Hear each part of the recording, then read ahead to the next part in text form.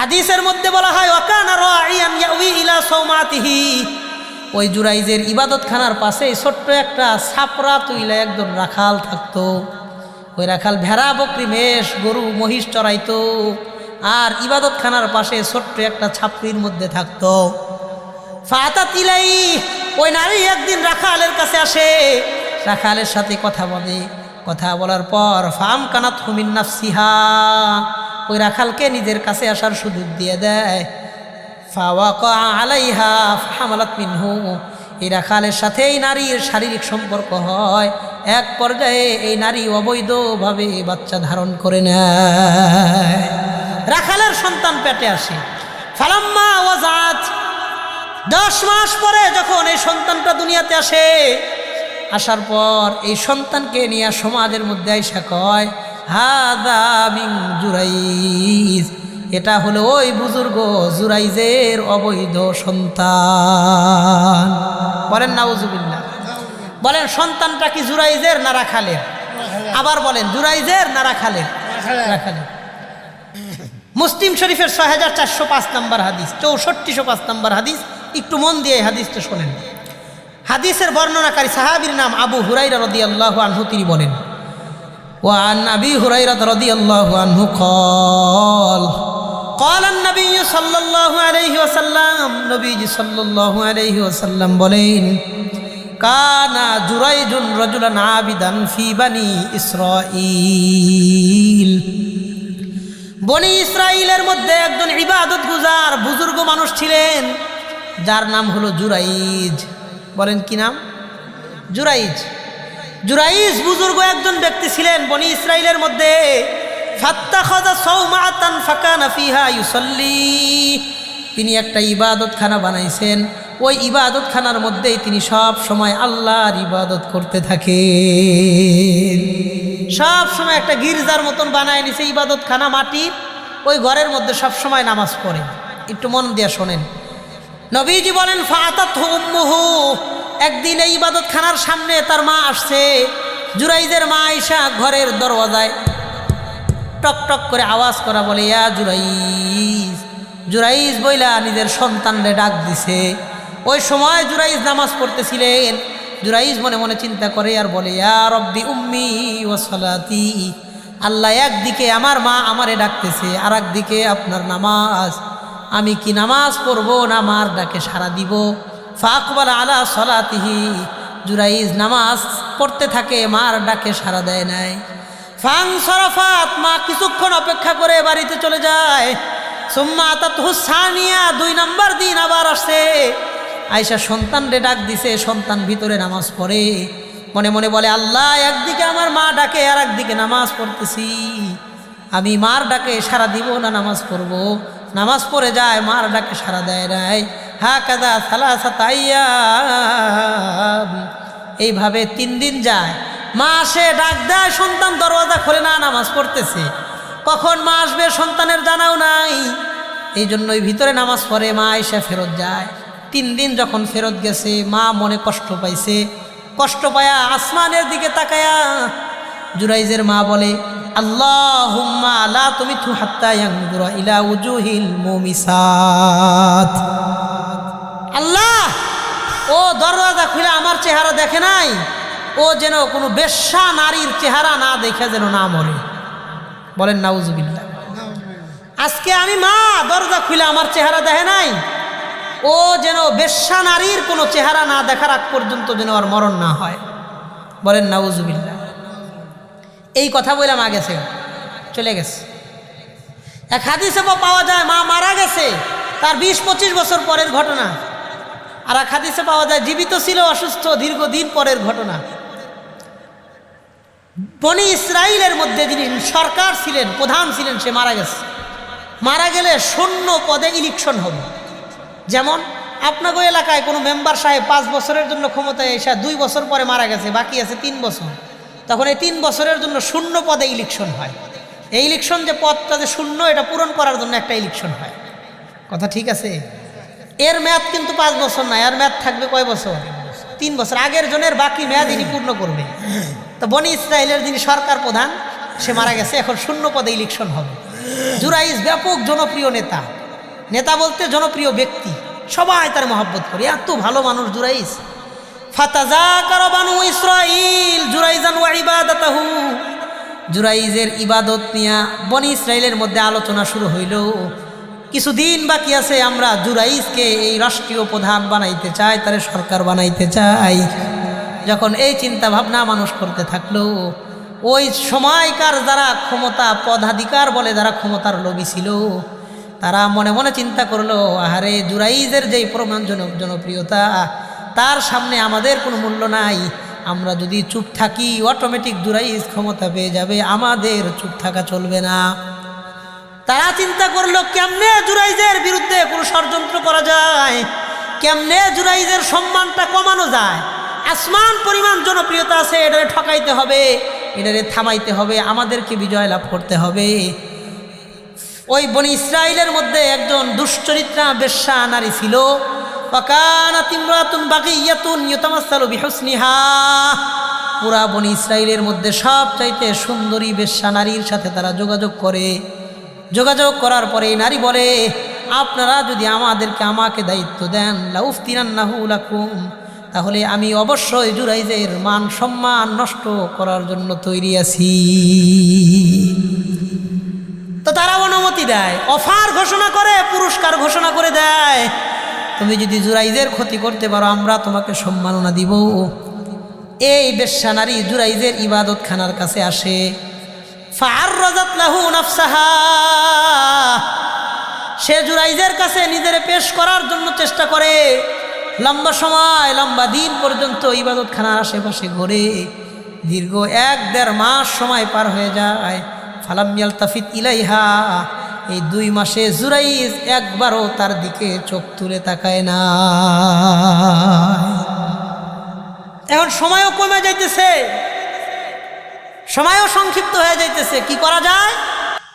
হাদিসের মধ্যে বলা হয়, ওয়াকানা রাঈয়ান ইয়াউই ইলা সাওমাতিহি, ওই জুরাইজের ইবাদতখানার পাশে ছোট্ট একটা ছাপরা তুইলা একজন রাখাল থাকতো। ওই রাখাল ভেড়া বকরি মেষ গরু মহিষ চড়াইতো, আর ইবাদতখানার পাশে ছোট্ট একটা ছাপড়ির মধ্যে থাকতো। ফাতাত ইলাইহি, ওই নারী একদিন রাখালের কাছে আসে, রাখালের সাথে কথা বলে। কথা বলার পর ফাম কানাত হুমিন নাফসিহা, ওই রাখালকে নিজের কাছে আসার সুযোগ দিয়ে দেয়। ফাওয়াকা আলাইহা ফাহামালাত মিনহু, এই রাখালের সাথে এই নারীর শারীরিক সম্পর্ক হয়। এক পর্যায়ে এই নারী অবৈধভাবে বাচ্চা ধারণ করে নেয়। রাখালের সন্তান পেটে আসে। ফালাম্মা ওয়াজাত, 10 মাস পরে যখন এই সন্তানটা দুনিয়াতে আসে, আসার পর এই সন্তানকে নিয়ে সমাজের মধ্যে আইসা কয়, হাদা মিন জুরাইজ, এটা হলো ওই বুজুর্গ জুরাইজের অবৈধ সন্তান। বলেন নাউজুবিল্লাহ। বলেন সন্তানটা কি জুরাইজের না রাখালের? আবার বলেন জুরাইজের না রাখালের? রাখালের। এবার যখন সমাজের মধ্যে অপবাদ ছড়ায় দিছে, সমাজের মধ্যে যখন অপবাদ ছড়ায় দিছে, তহমত দিয়ে দিছে, আগের থেকে একটা ছাত্রলীগের গ্রুপ রেডি আছে না নাই? ও আচ্ছা, ছাত্রলীগের না, আগে থেকে একটা গ্রুপ রেডি আছে না নাই? কথা কয় না। আগে থেকে এক গ্রুপ তার বিরুদ্ধে রেডি আছে না নাই? আগের থেকে একটা গ্রুপ রেডি আছে, সবাই দৌড়ায় আসছে। আসার পর ফাজালু ইয়াজরিবুনাহু ওয়া হাদামু সাওমাতাহু, আয়েশা জুরাইজের কলার দইরা টাইনা তার ইবাদতখানা থেকে বের করছে। বের করার পর ফাজালু ইয়াজরিবুনাহু, জুরাইজরে মার শুরু করছে। ওয়া হাদামু সাওমাতাহু, কিছু মানুষ গিয়া তার ইবাদতখানারে বাইরায় বাইন্দে ফেলাইছে। জুরাইজ বলেন, মা শানুকুম, তোমাদের কি হয়েছে? আমার সাথে এমন আচরণ কেন করো? আমাকে ছেড়ে দাও, কি হয়েছে বলো। লোকজন জবাব দিয়ে বলে, ইন্নাকা জানাইতা বিহাদিহিল বাগী ফাহামালাত মিনকা ফাওয়ালাদাত মিনকা, তুমি এই দুশ্চরিত্র নারীর সাথে জেনা ব্যভিচার করেছো, তোমার থেকে অবৈধ সন্তান দুনিয়াতে আসছে, এই কারণে আমরা তোমাকে মারতেছি। জুরাইজ বলেন, আল ইয়াযু বিল্লাহ, আল্লাহর কাছে পানা চাই, আমার দ্বারা এমন কোনো কাজ আমার আল্লাহ করায় নাই, তোমরা আমাকে ছেড়ে দাও। দাউনি আন উসাল্লিয়া রাকাতাইন, আমার একটু ছেড়ে দাও, আমি 2টা রাকাত নামাজ আল্লাহর কাছে পড়তে চাই। চুনাচে জুরাইজ নামাজে দাঁড়ায় গেছেন, দাঁড়ানোর পর নামাজ শেষ করছেন, মোনাজাতে আল্লাহর কাছে যা কিছু বলার বলেছেন, বলার পরে বলতেছেন ইতুনি বিশ্ববি, আমার কাছে তোমরা ওই বাচ্চাটাকে নিয়ে আসো। এবার ওই বেশ্যা নারী ওই বাচ্চাটারে কোলে করে জুরাইজের সামনে নিয়ে যায়। জুরাইজ একবার চোখ তুলে ওই বেশ্যা নারীর দিকে তাকায়, একবার বেশ্যা নারীর দিকে তাকানোর পর চেহারাটা নিচের দিকে নিয়ে সন্তানটারে কোলে নেয়। নেওয়ার পরে ওই ছোট বাচ্চার পেটের মধ্যে একটা টোকা দেয়। ফাতানা ফি বাতনিহি, ছোট বাচ্চার পেটে একটা টোকা দিয়ে জিজ্ঞাসা করে মান আবুকা, বলো তো তোমার বাবাকে। ওই ছোট বাচ্চার জবান আল্লাহ খুলে দিয়েছে। ছোট বাচ্চা বলে ফুলানুর রাই, আমার বাবা হলেন অমক রাখা। এবার মানুষ হাজার হাজার মানুষের সামনে ছোট বাচ্চার জবান খুলে দিছেন কে? বলেন হাজারো মানুষের সামনে যখন জুরাইজের কারামত প্রকাশ পাইছে, আশ্চর্য ঘটনা যখন সবাই দেখছে, জুরাইজের জনপ্রিয়তাটা কমছে না বাড়ছে? এবার সব মানুষ ফাজালু ইয়াতামাসসাহুনাহু ওয়া ইয়াতাকাব্বালুনা মিনহু, মানুষ তার একটু স্পর্শ করার জন্য, ধরার জন্য, একটু ছুঁয়া দেখার জন্য, বরকত নেওয়ার জন্য চেষ্টা করে, তার হাতে কপালে সব জায়গায় একটু চুমা দেওয়ার জন্য চেষ্টা করতেছে। এবার নগদের মধ্যে ওই গ্রুপটা হঠাৎ করে পল্টি নিয়ে নিছে, আমরাও তো চাই, আমরাও তো চাই আপনার মতন একজন মানুষের কোনো অসম্মানী হোক, এটা আমরা চাই না, আমরা চাই না আপনার কোনো সম্মানের ক্ষতি হোক। এখন যখন মানুষের জনপ্রিয়তা বাইরে গেছে, তারা বলতেছে নাবনি সাওমাতাকা মিন যাহাবিন, আমরা আপনার ইবাদত খানাটাকে স্বর্ণ দিয়া বানায় দিতে চাই, স্বর্ণ দিয়ে আপনার ইবাদত খানা আমরা বানায় দিব। কিন্তু জুরাইজ বললেন লা বাল আইদুহা কামা কানাত, আমার ইবাদত খানা যেমন মাটির ছিল মাটি দিয়েই বানায় দাও, স্বর্ণ দিয়ে বানাইতে হবে না। অতঃপর তার ইবাদত খানা মাটি দিয়েই মানুষ নির্মাণ করে দেয়। এই যে একটা হাদিস শুনলাম, এই হাদিস থেকে আমি আপনি অনেকগুলো বিষয় জেনেছি। আমি আপনাদেরকে কোট করে করে বিষয়গুলো স্পষ্ট আকারে বুঝায় দেই। এই হাদিস থেকে আমি আপনি 7টা বিষয় জানতে পারছি। বলেন কয়টা বিষয়? 1 নম্বর বিষয়, হাদিস থেকে আমি আপনি জানতে পারলাম দুনিয়াতে মানুষ যত ভালোই হোক, ওই মানুষেরও কিছু না কিছু শত্রু থাকে। মানুষ যত ভালোই হোক, তার কিছু না কিছু শত্রু অবশ্যই আছে। কারণ এই অপরাধী সমাজে যেখানে সবাই অপরাধী, আপনি এত ভালো কেন, এটাই একটা দোষ। হ্যাঁ, কেন আপনি এত ভালো থাকবেন, এটাই একটা দোষ। আমরা সব পুলিশে ঘুষ খাই, তুই কেন খাস না, এটা তোর দোষ, আমাকে দোষ না। কথা বলেন, আমরা সবাই খাই, তুমি খাও না কেন, এটা হলো আর দোষ। এটার বর্তমান সমাজের অবস্থা। তাহলে 1 নম্বর কথা জানতে পারলাম, মানুষ সমাজে যত ভালোই হোক, তার কিছু না কিছু শত্রু থাকেই। 2 নম্বর একটা জিনিস জানলাম, সন্তান যদি মার মনে কোনো কারণে কষ্ট দেয়, ওই মার জন্য, মা বাবার জন্য সন্তানের বিরুদ্ধে বদদুয়া করা উচিত নয়। আজ জুরাইজের এমন ঘটনা জুরাইজের সাথে ঘটেছে। কারণ কি, জুরাইজের মা দোয়া করছিল, বদদুয়া করছিল, আমার চেহারা আজকে দরওয়াজা খুইলে দেখো নাই, বেশ্যা নারীর চেহারা না দেখা যেন তোমার মরণ না হয়। ওই নারীর চেহারা জুরাইজের একবার হইলেও দেখা লাগছে, কি লাগে না? এই জন্য মা বোনদেরকে বলবো, সন্তানের বিরুদ্ধে ভুলেও মুখ দিয়া কোনো বদদুয়া, কোনো লানত বের করবেন না। তাহলে 1 নম্বর জানলাম, মানুষ ভালো হইলেও শত্রু থাকে। 2 নম্বর, মা বাবার জন্য কখনোই সন্তানের বিরুদ্ধে বদদুয়া করা উচিত নয়। 3 নম্বর জানতে পারলাম, কোনো মুমিন যখন বিপদে পড়ে যায়, সবার আগে মানুষের কাছে সাহায্য চাওয়া উচিত নয়, সবার আগে আল্লাহর কাছেই সাহায্য চাওয়া উচিত। জুরাইজ নামাজ পড়েছে, সাহায্য চাইছে, এই হলো 3 নম্বর বিষয়। 4 নম্বর, কোনো মানুষ যদি দিন মানার কারণে বিপদে পড়ে, ওই ব্যক্তিকে স্বয়ং সহযোগিতা করেন কে? 5 নম্বর জানতে পারলাম, কোনো মানুষ যদি নিরপরাধ হয়, তার বিরুদ্ধে যদি কোনো ষড়যন্ত্র চক্রান্ত থাকে, আগে তার মর্যাদা যেমন ছিল, ওই ষড়যন্ত্র চক্রান্ত জেলখানার পরে ওই লোকের মর্যাদা কমে না, ওই লোকের সম্মান বাড়ায় দেন কে?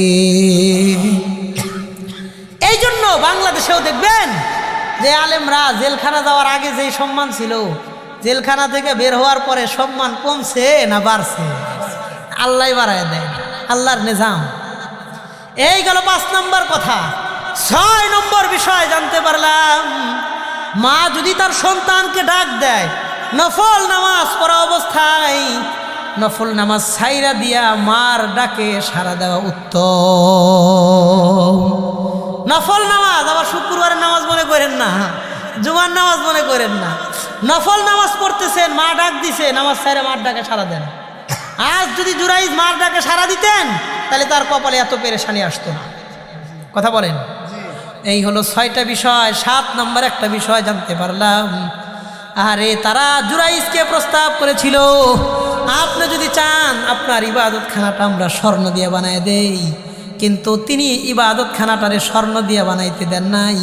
তিনি বলছেন, বাল আইদুহা কামা কানাত, আমার ইবাদতখানা যেমন মাটির ছিল মাটি দিয়েই বানায় দাও।